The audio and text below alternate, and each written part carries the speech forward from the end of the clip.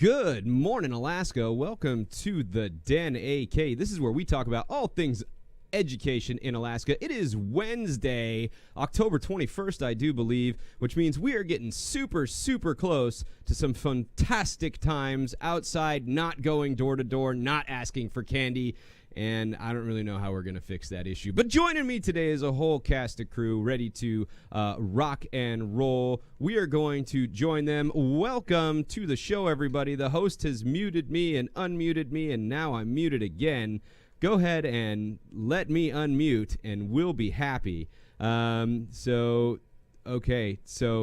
unmute me. Grace, unmute me. Thank you. I'm all good. All right, so this is a fun time today. We're having a blast. Welcome to the Den, folks. Thanks for joining us. We got a special show today. I do want to say to everyone out there in the big wide world, the commissioner couldn't join us today because, unfortunately, he was injured when battling the 10,000 demons of Demon Mountain, and so he sends his love and his respect to everyone out there in the state of Alaska working on education. We're going to kick it back over here. Got a big show today for everybody. We're glad you're joining us.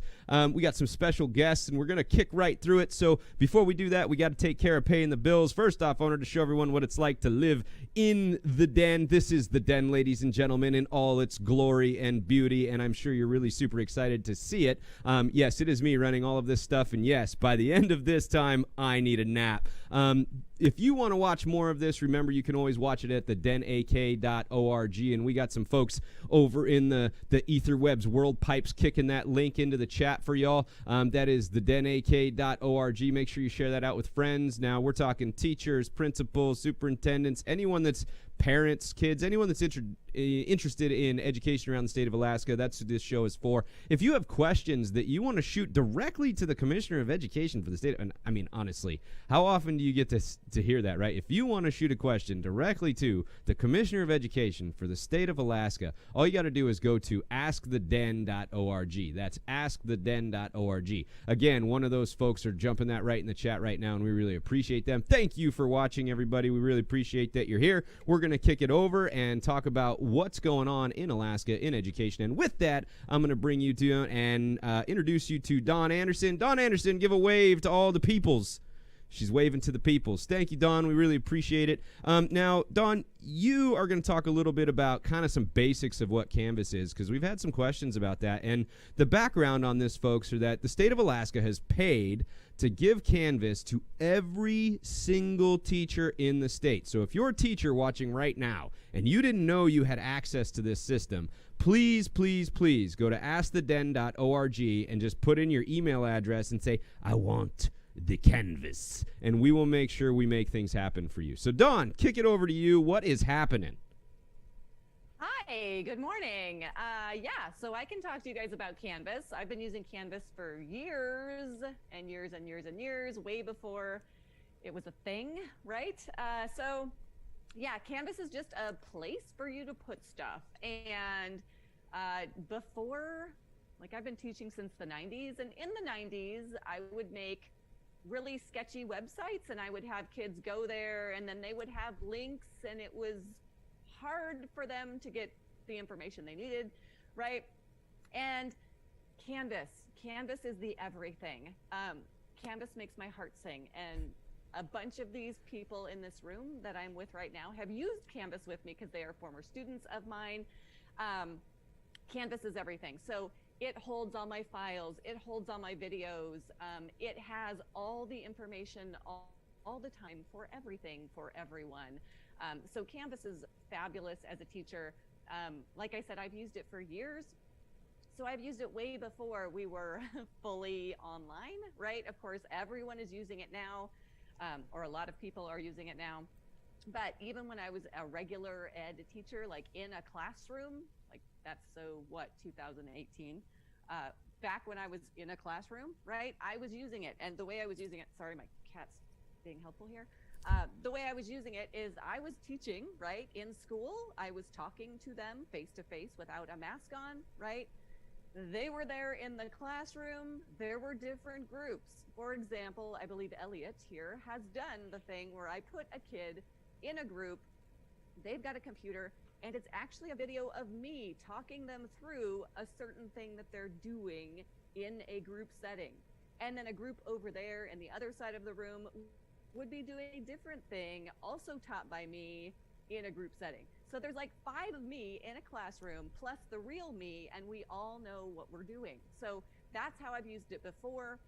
Group settings, kids are absent. I literally talk them through what we're doing. I stick it on Canvas. They can watch it anytime. Substitute teachers. If you're a teacher, if you're gone out of the classroom, you can pre-record and you can say, hey kids, I'm not here today. There's a substitute. Here's all the things that you're doing. But I'm still watching. Exactly. Yes, exactly. The substitute, they walk in, the kids know the routine, they go and watch the video on Canvas, they do the things that they're supposed to do, right? It makes it super easy for substitutes, it makes it super easy for teachers to teach. And again, it's kind of just like this virtual file cabinet of everything. And of course, now I'm using it a lot more. Am I talking too much, Mr. Butterfield? You're not talking too much at all. I'm super stoked about the excitement that you're bringing to this. It's super cool, but I am curious, like, you're talking about this giant filing cabinet, so it kind of reminds me of this thing that I've heard about called the Commons, and I'm wondering what you can tell us about the Commons, because that seems to be something that I'm hearing a lot with, like, people that get paid way more than me, and I'm wondering if there's something to that. Yeah, so there's this thing, it's called the Commons, the Canvas Commons, and it's basically, you can take all of your stuff and you can put it on the Commons, which means that you can go there, and I like to use the word harvest. As a teacher, you can harvest all of these amazing resources that are already done for you. And the cool part is like, teachers often have this habit of harvesting something that they probably shouldn't be harvesting, and it can get kind of wonky, and someone would be like, well, did you understand copyright? But I'm only showing this much. Did you understand that doesn't mean anything? And we get into all these wonky worlds, and the cool part is that when I go onto Canvas and I go onto Commons, I can actually be finding stuff made by people like you, not stuff that I have to worry about made by people like, you know, the Paramount Pictures, right? Like, I'm going to be able to go in and say, hey, look, Dawn Anderson put this up here. Dawn doesn't care because she's been harvesting for years too. She understands that we're all in this to work towards betterment for kids and betterment for education. So I can take Dawn's and I can say, I don't know how to teach video. I don't have a clue. But look, Dawn made this Canvas shell on teaching video. I like that word harvest. I am going to steal it. I'm going to steal that. I'm going to use that. I'm going to say I harvested it because I want to be, correct in that. But there you go. So that's kind of where that Commons things comes from. And then how do you organize all that material in one space so that it isn't that, I'm assuming when you say sketchy websites from the 90s, you're talking about just hard to navigate. And so how do we avoid that hard to navigate space when we have all that information available for students? What do you do? So there's a lot of different ways you can organize it. So what I do, there's modules inside of Canvas, and I tend to use modules. And basically what it is it's just a place for you to sort of organize visually information for students. So the way I'm doing it this year is a little bit different than the way I normally do it. Normally I would chunk it up sort of by topic. And so we would have, the reading, and we would have the instructional video, and we'd have the assignment, and we'd have this and that and that. This year I'm doing it a little more step by step just because I feel like kids need a little bit more structure since they're at home. So I actually have a module per week. Then each week it runs through, like, Monday, here's our agenda. This is what we're going to do. Here's your assignment for Monday. Here's what we're going to do for Tuesday. Here's your assignment for Tuesday. But for younger children, it actually works really well too. Elementary teachers, you can actually link directly, like, from your home page and sort of skip the whole module thing, because I think some teachers, especially of younger kids, are worried about, like, kids log in and there's all this stuff everywhere. Older kids, middle school, high school, can navigate that easily.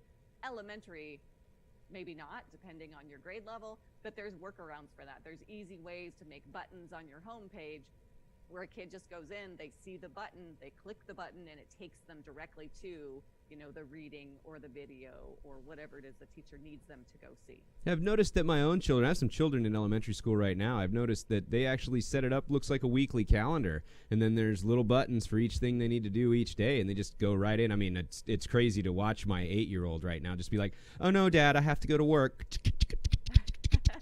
And then it's like, I'm done with school for the day. It's fantastic. It's kind of cool to see. She's been navigating it without any help from us because I'm pretty sure that if I helped her, it'd get worse.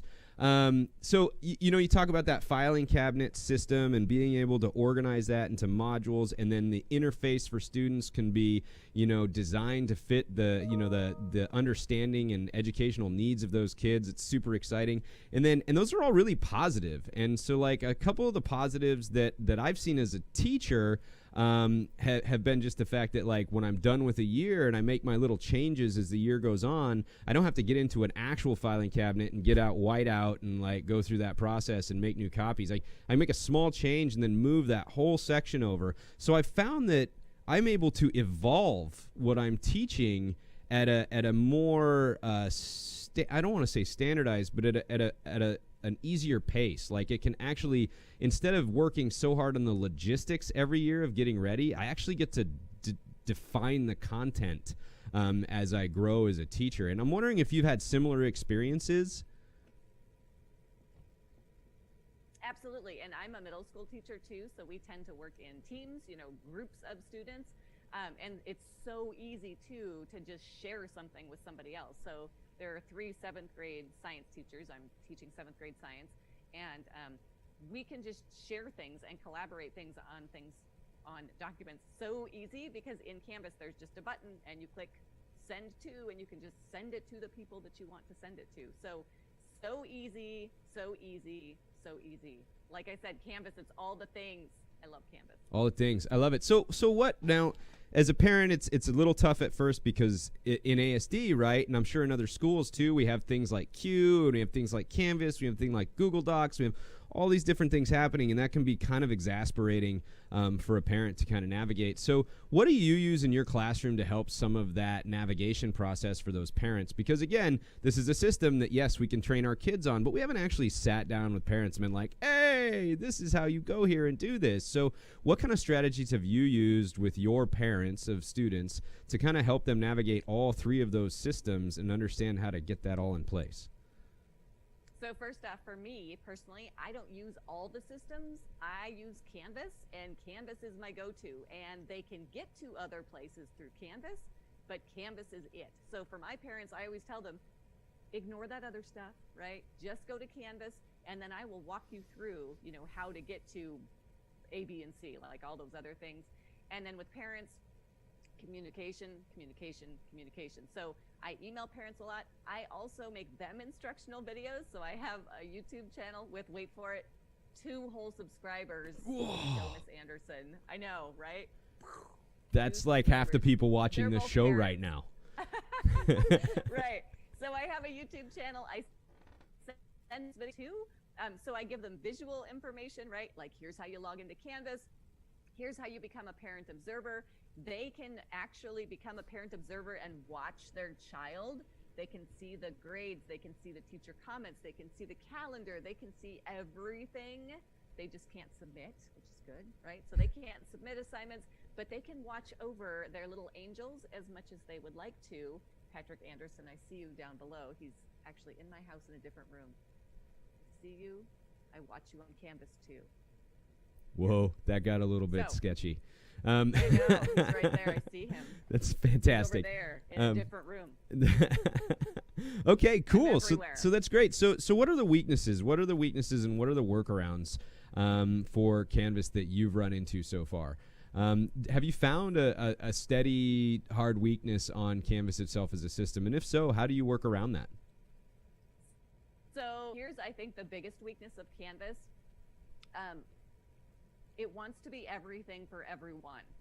So again, you can change your settings. You can make it look however you want. You can, change the homepage, use modules, do all these things. And I think for a lot of people, it's so overwhelming. Like as a teacher, when you go in there, there's everything that you could change. Like everything that you could think of, you could change on there. So if you're maybe not a tech person, or maybe you've never used, Google Classroom or websites or something like that, it is so overwhelming because it's everything. Like I said, it's all the things, right? It's all the things, and you can make it whatever you want. So a helpful thing, I think, is to find somebody who knows a little bit about it and kind of look at, their setup, especially like how do they organize their modules, or how do they use those buttons, and then to just kind of like copy their organizational and then start plugging in their things. Because like I said, it's so overwhelming because it's so big. Like you can make it literally do whatever you want, which is great. Like if you're willing to put in that time and you know a little bit about it, but it also can be really overwhelming for people who are trying to use it. So folks, that's I think the biggest drawback. Folks in the nerd world, this is kind of like the first time you guys opened up Premiere Pro, right? And you saw all the buttons and you were just like, it doesn't look like iMovie. Help me, right? So it's kind of like that same experience, but for teachers, right? So let's kick it over to you guys, because you're the ones that are the end user. You're the users. So what have you noticed? Like, Grace, give me a little bit of a rundown on Canvas first quarter versus Canvas right now in your second quarter. What's the experience that you're having, and what can you equate that to? Well, my first quarter, my teachers were like pretty good in Canvas. Let their way around. They organized it like really well. But then my second quarter, my teachers are struggling a little bit more than my first teacher. So it's a little frustrating to like go from a well-organized Canvas to like a little messier like Canvas where the teachers are struggling a little bit. So it's just a little harder for me this quarter because I don't have that like same structure. So you brought this up, and so I'm going to throw this question out there to the group, right? And I'm going to just look. Clara's like, "Oh no, what's he going to do? This is going to be crazy." So as you guys, do you feel comfortable being able to say to a teacher like, "Hey, this is a little disorganized. Do you think we can work on this a little bit?" Or are you in the situations as teenagers where you're like, "I'm not saying anything. I don't want them to know my name. I just want to turn in the work and get out of here." Like, just curious as a teacher, how do you approach something like that? I could say that I would not feel comfortable telling my teacher that they are not good at ordering Canvas. Right. I haven't had that issue. Your advocate. I'm taking good notes. So there is a slide in the making for this morning's staff meeting to convey these principles of Canvas from the principal. Spelled differently. Go ahead. Go ahead, Grace. What were you gonna, or Clara? What were you gonna say with the finish there? I haven't had the issue of my teachers being disorganized. I've actually got my math teacher this year is very, very organized. It makes the class more enjoyable. It really affects the quality, I think, to have a really organized Canvas and not have to deal with the extra struggles of trying to figure out what they're trying to do. Yeah, and it's one thing, like one thing about this group of kids is they've never had a problem telling me when I'm screwing up, and so I really have appreciated that from them for years, right? And I will say that this has forced me to rethink how I organize things. When we first kicked off in the spring of last year, when we all had to leave and kind of go away, I had this brilliant idea that I'm not going to put due dates on everything. You haven't told them, because when we were in class, that's how we did things, right? We had these big projects that were due by the end, and I kind of brought that same idea into that distance model, and people were like, hey, I'm struggling because I don't have that thing telling me this needs to be done tomorrow, right? And so I'm not getting that nice hit of, I didn't do my work, and now there's this reminder, and I get the pressure, and all the creativity comes all at once at midnight when I wake up in a fever dream, and I get all this great work done because a calendar said do it. And so, what I've been able to do is this year is really get those hard deadlines put in there so I can help folks. Because, Bria told me, she's like, Butterfield, I need due dates. I need them now. Put them there now. And we were able to adapt, and it was pretty fantastic. So what other experiences have you guys had? John, you got a beautiful haircut, by the way. I didn't get to say that to you yet. It's gorgeous. You're wonderful. It's great. What's been your experience? Because you also spend a good, decent chunk of your time in the digital world outside of school. So what's your experience been when you're thinking about Canvas and school and things like that? It's real helpful when teachers are setting up assignments in advance so I can see exactly when I'll need to have certain things done by. And then do you like being able to see like an entire week or an entire month worth of stuff in there and kind of plan your time? It's super nice to be able to know what is expected and when I need to have things done. Yeah. Yeah. And how about delivery for you? What do you prefer when a teacher's rocking on that space? A whole lot of text, some video, a little bit of a mix of both? Where do you sit on your preference? Do you mean like types of submissions, like what types of assignments are submitted? Sure, types of assignments that are submitted, but also the information they're delivering to you. My social studies, or not social studies, but economics teacher, we used a lot of quizzes in the forms, just kind of informational things, as in like we got the quizzes and whatnot, and it let you know immediately whether or not you got something right or wrong and what the correct answer is. And you like that actually instant having a quiz feedback. for it, you know? I crave instant feedback. Okay, cool. I dig it. You guys are awesome. Thank you for sharing it. Dawn, thank you for joining us. You're welcome to stay on the Den AK today for as long as you like, but if you got to skip out and go to like staff meetings and building stuff and all that stuff, we totally understand it. We appreciate your time. So thank you very much. Thanks for joining us. Keep your claws sharp. Everyone's stoked. We're going to move and transition just a little bit now, folks. We got some other special guests with us today, and they have come to us from all over the country. We're pretty excited about this, and they're joining us to talk a little bit about some projects they've been doing over at East High School and what we can grow out of that and where we can go. So please, please, please give a big welcome over to a couple of guests here. We have Mr. Steve Stripling from the Big Alaska Show, and I'm going to ask him to introduce some of his folks that he brought with him today, because my show prep is way over there, and so like going back and forth is just crazy with one guy, man. I'm telling you what. So I'm going to kick that over to Steve a little bit and say, Steve, can you introduce the folks you brought with you today and talk a little bit about your project while I get all your videos and pictures ready? You're going to have to unmute yourself, because this is the wide world of we all do that 7 times a day. Yes, I know, because I am a professional. Man, I can't even form vowels. I really appreciate your enthusiasm, Lee and Dawn. My wife doesn't mind me being happy in the morning. She just wished I'd keep it to myself. And I was just thinking, anyway, this is a lot of fun. Thank you so much for the time to spend with you. And I do have a couple of really special guests here.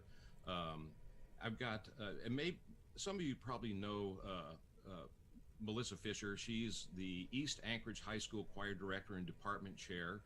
And Martinez, who, a gentleman here, he's out of Austin, Texas. He's an educator. He's a faculty member at Harmony University in Nashville when he goes there. And he conducts workshops for a cappella workshops all over the world.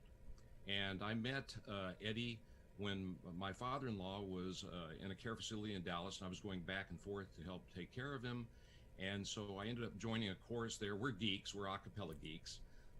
Joined a chorus in Dallas called the Vocal Majority, and they're an international championship chorus. And I went through quite an experience of just a normal guy who liked to sing, and went through a rigorous program to join this organization. And I met Eddie through that, and I saw what he did working with high school students, and specifically we created a thing called Men Can Sing, and the purpose is to get get high school guys to start joining their choral programs, because nationally most choruses in high school are lacking guys. And I knew what it meant to me as a kid. I grew up with a single mom, and so educators were a very important part of my life, and the experience I went through these last few years were remarkable. I saw how it affected young people. And so we started a thing up here, and I reached out to Melissa and to help us put together this program. And we ended up bringing our first one a couple of years ago. We ended up bringing 4 high schools together over at East and spent a day, and we brought Eddie up to work with them. Why don't I just go ahead and introduce you, Melissa, because I don't want to chew up your guys' time. But why don't you talk about what Men Can Sing was for you, and as an educator, some of the challenges you deal with, and why you liked this program. Sure. Thank you. Pleasure to be here this morning. Thanks so much. Well, September, a couple years ago, that we first launched this Men Can Sing event, and we hosted it at East High School, which was, of course, so wonderful for me, because I was able to share this event with my students up and close. It was easier to do some recruiting when I said, "Hey, you're coming with me." And Steve is right. The trend over recent years has, whatever reason it may be, fewer and fewer guys are joining our choral programs. Perhaps it's because we have such a wealth of electives from which to choose. I don't really know why, because everybody has a voice, and the voice is so personal. And quite frankly, girls and women swoon over guys that sing, and that's a good way to sell the love and and get some as well. You heard it here So first, anyways- people. We're using attraction to market programs right here on the Den AK. Welcome Amen, to the brother. show. Whatever works. We also provided free donuts at the event, I think, as well. So at any rate, I reached out to all the other choir directors and said, "Hey, do you have this same plight? Are you in this same predicament where you'd like to have some more guys in your program? Because when you're presenting music and it's choral music, you want to have balance. You want the voices to blend and balance, and that means you've got to have a certain number of guys to offset the girls, and etc." So meeting up with Steve, who I've known for years, and coming up with this really neat idea to attract men to an all-day event, which would culminate in a performance, and to be coached and led by a premier barbershop vocal coach, because men's music is huge in the lower 48. It's not as big up here as we would like it to be, but it's the perfect vehicle with which to share with the guys how wonderful a cappella music is, and how invigorating that human voice and harmony can be, and the camaraderie. It was a magical event, and without Steve, I wouldn't have even thought of it. Without Eddie and Steve pushing me to say, "Let's do this. Let's make this something special for the Anchorage educational music community." It was pretty glorious. We had 2 under our belts, and then COVID kind of sidelined us for what would have been a 3rd one. But I anticipate we'll continue, because I have young men asking about it. So. That's fantastic. I got to tell you, so it's an interesting kind of a concept that, if you don't mind, I got to ask some questions and say some stuff here. Gentlemen in the court right here at the moment, gentlemen who are here, like, I can be honest with myself. Like, I was in choir all the way through high school, middle school, elementary school. I sang in the church choir. This guy, right? They let me in those buildings. It was crazy. And so it was this, this really great experience. But one of the things that always hit me when I was going up on stage is that it was just where I'm from Montana. And it was really not. It was, you went and rode bulls, right? If you were from Montana, you get outside and work and dig fence holes and get barbed wire. Look at my gloves, right? And it was that kind of a thing. So it was always this weird thing getting up on stage to belt out the tunes, right? And so I'm wondering, is that still is that weird kind of macho, like, I don't know if I want to go do this thing, kind of a part of that still? Because it was definitely a part of our world growing up, is that, I didn't want to be a part of that. Choir is for girls. And that kind of a feeling. But then once I'm up there and I realized how much I loved it, it was great. But there was always that step, right? You're getting up on stage, and there was that next step where you realize, when I step over this line, I'm not a sports ball star, right? And it's that moment, right? And so I'm wondering, like, what is it that keeps folks out of those spaces? And specifically, gentlemen, now you speak for every man that's ever walked the planet, and be careful what you say, because you're representing an entire gender. So go, tell me, what's the problem? Well, I first of all, a couple of things real quickly. One is, we mentioned the word barbershop. The tendency for barbershop is to think it's the garters and it's the straw hat and it's "hello, my baby," hello, that kind of thing. And when I went to international, you go to international, where Eddie and I spent a number of years. I was the Barbershop Harmony Society's marketing PR chair for 3 years, and to that level, these are a lot of educators, and when you go to that level, you realize that these guys can sing anywhere, any style, any kind. And when you see the response of the audiences and how they respond to barbershop, and I won't get into the technical, but when you talk about barbershop, it's the arrangement of voices. It's, you know, you heard of SATB, where you have the soprano, the alto, tenor, bass, and the soprano usually has the melody. In barbershop, it's a different kind of voicing. It's got the first tenor, second tenor, which is lead, baritone, and bass.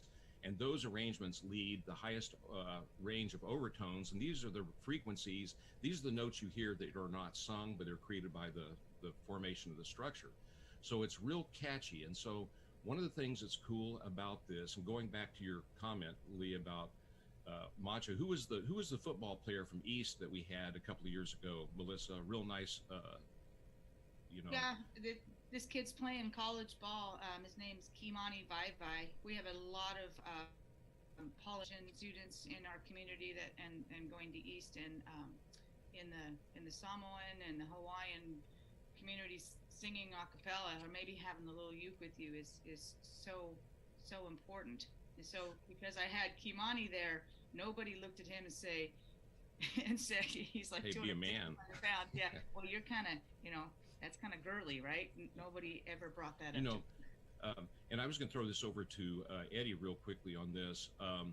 Eddie, the pictures that we have in some of the video will give you a sample of what we were experiencing. And just know that these 4 groups came in on a morning. They had not sung together ever. We'd give them some music a little prior. And what we ended up putting together, these guys rocked the place. And as far as barbershop, I just want to say one thing. Their tendencies, one of the things that's good about doing barbershop is you can get 4 guys together right away. Have a large ensemble, and we have excellent music educators in Alaska. They're excellent. And one of the purposes we came together was to promote young men getting involved with their choral programs and the value of our music educators and what they mean to our communities and how important it is. And personally, for me, it changed my life. I was able to go back 50 years later, because I'm an old guy, and thank my 9th grade English teacher before she passed away, how much it meant to me. So the thing that's really cool about barbershop, and it tends to be sort of the tendency is, oh, it's just this it's a lower form of art, could not be further from the truth. And the cool thing about a cappella barbershop is we can start ringing chords right away. These guys get excited, and it's an entry level into other programs to be exposed to.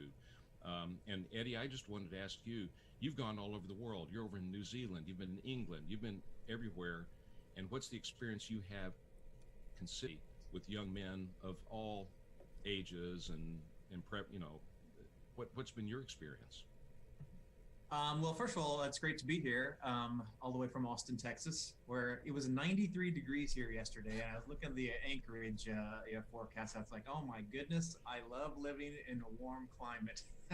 Weenie. And what you ask, Steve, is it's interesting because it's not just the young men who are involved in the singing. And kind of go back to what Lee was saying when he was in school. It's that no one wants to kind of be out there and, you know, belt out the song. And the reason for that, I want to touch on Lee's point real quick, is that it's the human voice. Your voice is so personal. It's not like someone's teaching you how to juggle or something, and if you mess up and you drop the balls or whatever, and you know, you can move on and laugh.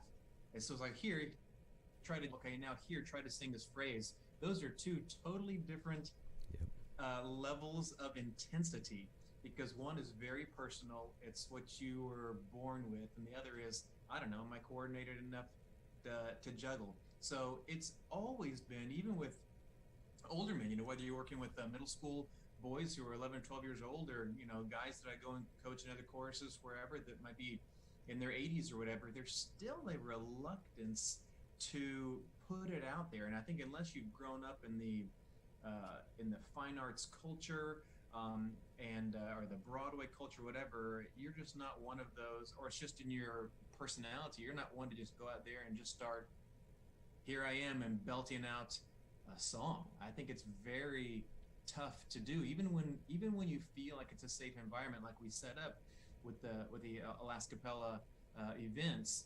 You know, where we're teaching slowly and we're giving notes. You still sense that reluctance of that. What if I mess up?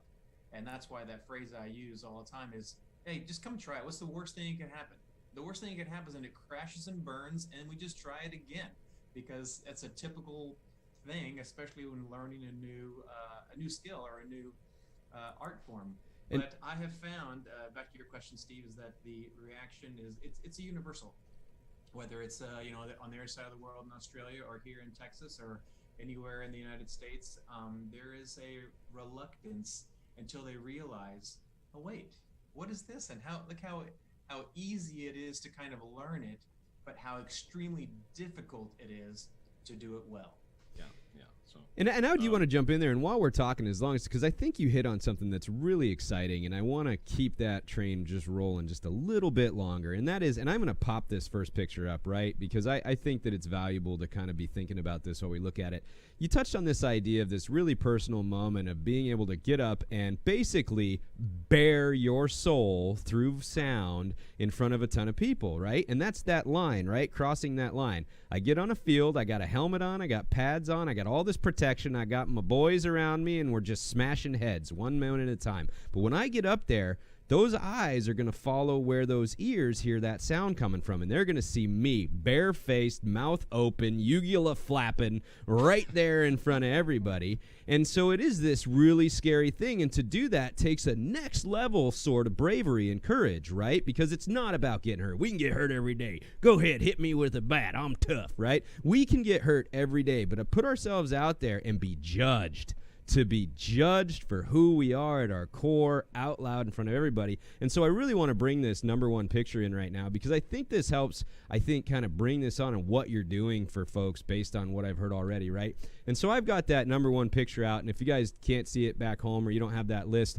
it's just this group of dudes in the room, getting ready. They're all looking like, okay, you can tell it just opened up, right? And they just started, and they're all sitting there, and they're kind of looking around, and you got a couple that are, doing their body poses, and other ones that are kind of like this, and they're getting ready.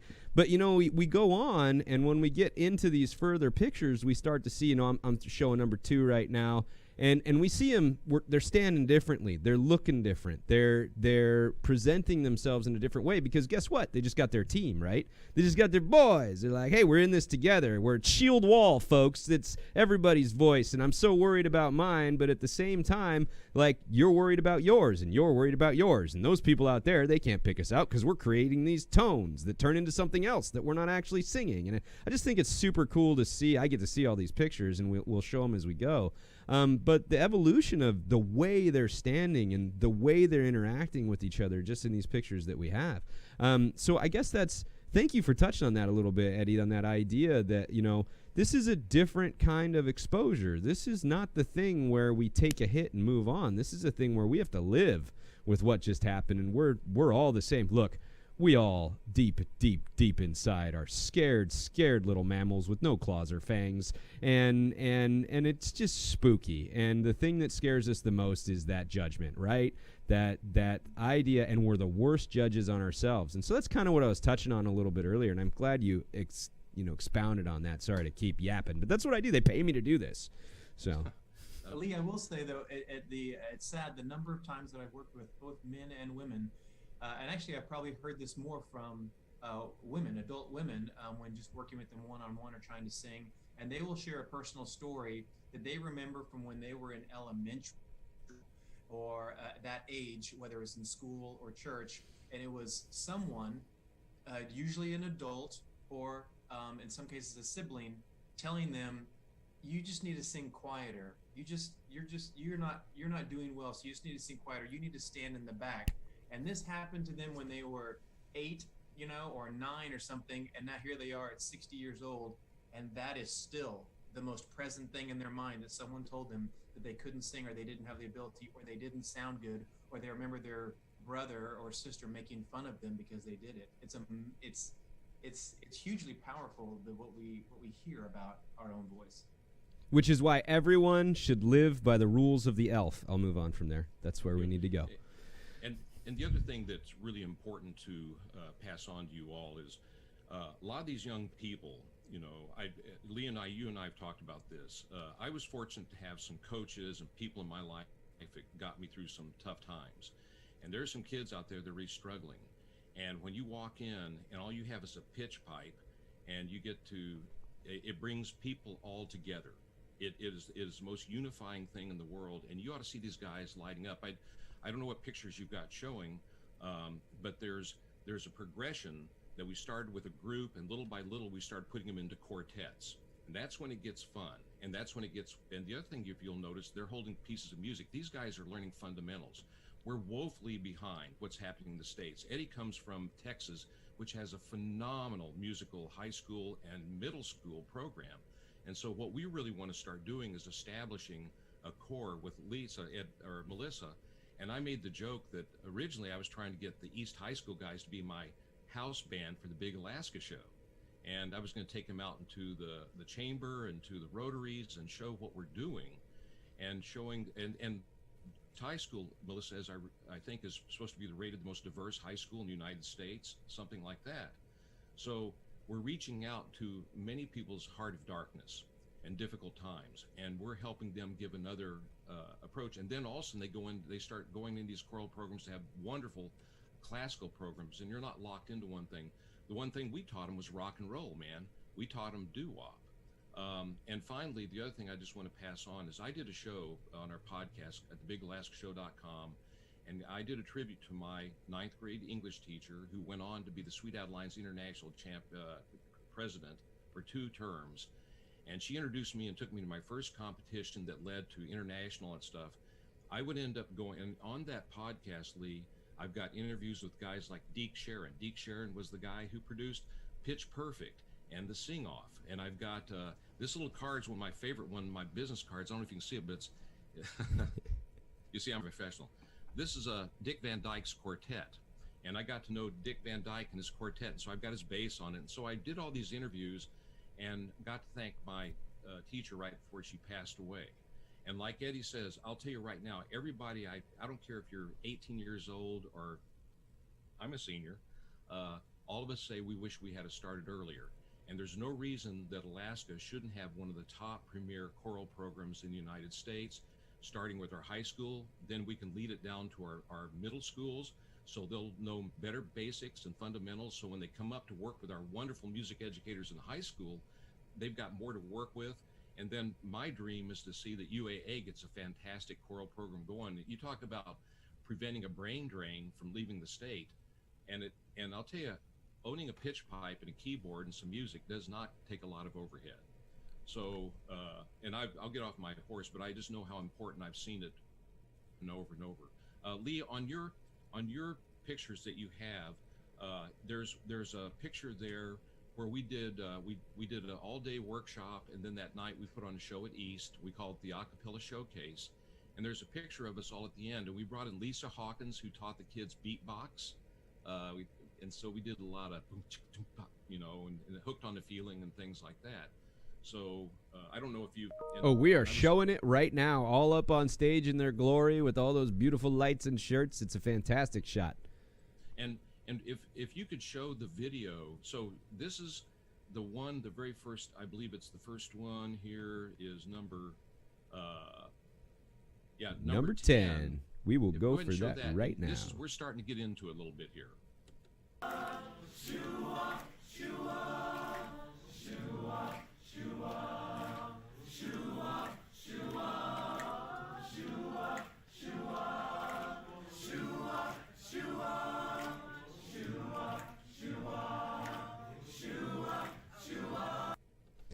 Yeah, that was fantastic. A lot of shoo-wop and shoo-wah-ing going on right there.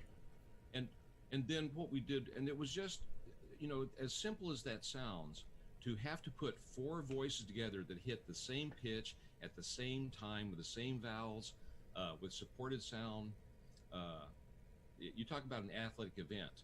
That's what that is.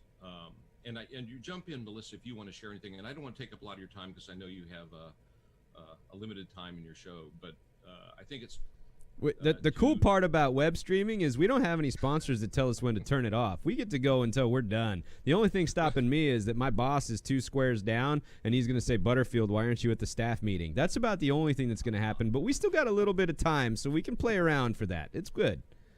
Well, and the other thing that one of the things that was really cool, we did a flash mob at East when we did Hooked on a Feeling. We had all the guys surrounding, and it was just, I mean, these kids were fired up. And the other thing that's really nice about this is if you notice the picture of us in the showcase where we're all standing on stage, we have a young man who's in a wheelchair. This guy, you should have seen him. He just, I mean, so it reaches out to so much, and it's inclusive. And the confidence it builds and the friendships. And the cool thing is, in the barbershop world, you can go all over the world and ring chords with guys and make friends with guys. And I wanted to be able to show you the level that it's gone to, so you can really appreciate it's not your grandfather's old barbershop anymore. But I think it's a vital program that, and the challenge for us, it's new. We got the pandemic, get together and sing, now that we're the super spreaders, and the challenge between that. And so the importance of what you've put together here, Lee, and thank you so much for putting this statewide program together so we can keep that energy going and letting people know that this is available. And when this changes, I mean, to have people like Melissa Fisher, Rebecca Nelson from South, talented music educators. I can't remember the young woman from West High School. Just, you have so much to work with.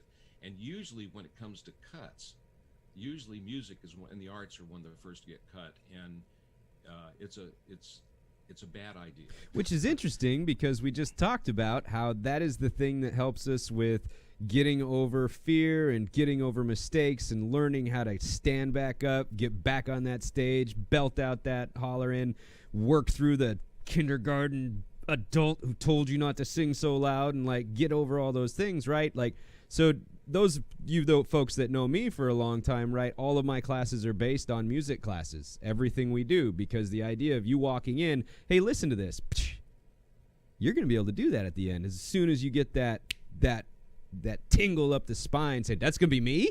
I'm going to do that? I'm going to learn everything you need to teach me in order to get there. And that's a really great way to kind of get kids motivated. We always talk about motivation in education. Music education programs have motivation built in, because there's this end product, this end goal. It isn't, hey, you walk in, 16 books in your hands, throw them on the table. You have the next 8 weeks to read all these books, and I promise you that in 20 years, it might make a 10% difference in your gross income. Right? Like, that's, how do you measure that? Like, wait a minute, in 20 years, I'm going to find out if this was a benefit, whereas I walk into a choir class and it's like, hey, listen to this. Whoa. You're going to do that in 8 weeks. Really? Yeah, 8 weeks. You're going to do that on stage. Everyone's going to look at you and be like, you guys are bad. And it's just amazing, right? I'm going to do whatever you need me to do. It's motivation built in. It's fantastic. Pick one of those other clips real quick. I want to show that, and then I want to put a challenge to you as guests for the entire state. So be ready for this. What other clip do you want to see before I extend this? Why don't you play 11? This is when we were getting ready for our performance on stage, and so this is the first time when you hear this. This is the first time we put it all together, so it's a rehearsal, but you can kind of get an idea of what's going on. All right, let's do that.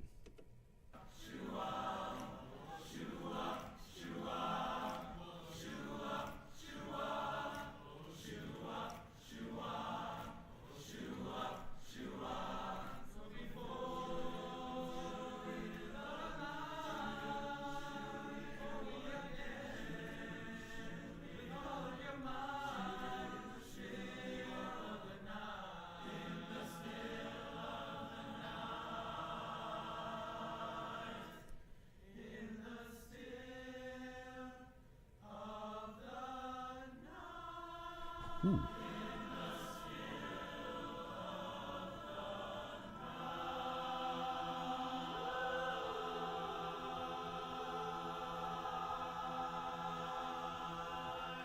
Woo! Man, you were really pushing those tenors right there. Holy buckets. That was intense. Man, these guys are rocking. Like, I mean, that was your, like, we're getting ready to do something moment. Yeah, and I mean, that's what was able to be accomplished in one day. Whew. And the thing that when we came back to do the second version, by the way, Eddie came back up that following May. Our original one was what? Our original one, January, February. It was January, I think, late January. It was cold. That's all I remember. I'd listen to this guy whine. Yeah, it was cold. But he came back in May, and we went around to the high schools to say, hey, we're going to do this again in fall. Are you guys excited? And as soon as we walked in, Lee, they go, it's Steve and Eddie, and it was just, they lit up and they were so excited. And I don't know if the rest of you were able to see what he was playing.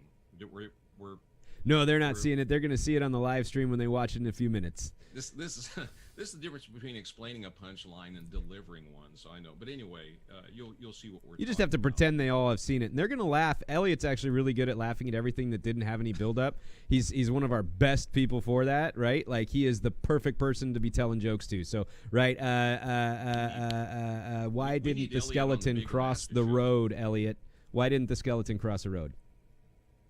Why not? He didn't have the guts. See? He's perfect. He's perfect. He's absolutely perfect. Listen, the Big Alaska Show will pay you handsomely, Elliot, to be on our show and be our laugh. The one thing I just would like to stress on this is one of the reasons I want to get involved in this is what it personally meant to me, but also I have handled the advertising and marketing for businesses for a number of years. I initially have my own agency. I've had my own business. I work with businesses all the time. And one of the things I want to do is one of the challenges, and I throw out to the educational community, is the importance of interacting with the business community. And so one of the things I really want to try and bring into it more, and the reason for that is where you may have grants, where you may have other forms of funding, we have to go out and get private monies. We have to go get the bucks. And what it's really important that the community, a healthy community has strong nonprofits. That's what makes us work. So you see Rotary and all these different organizations. The importance that I want to bring into this is for the interface between the business community and our educational community, because like you said, I mean, how many times we've been told, yeah, our parents say, study it because you'll use it later on in life.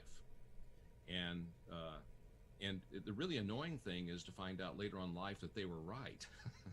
So I really want to stress this with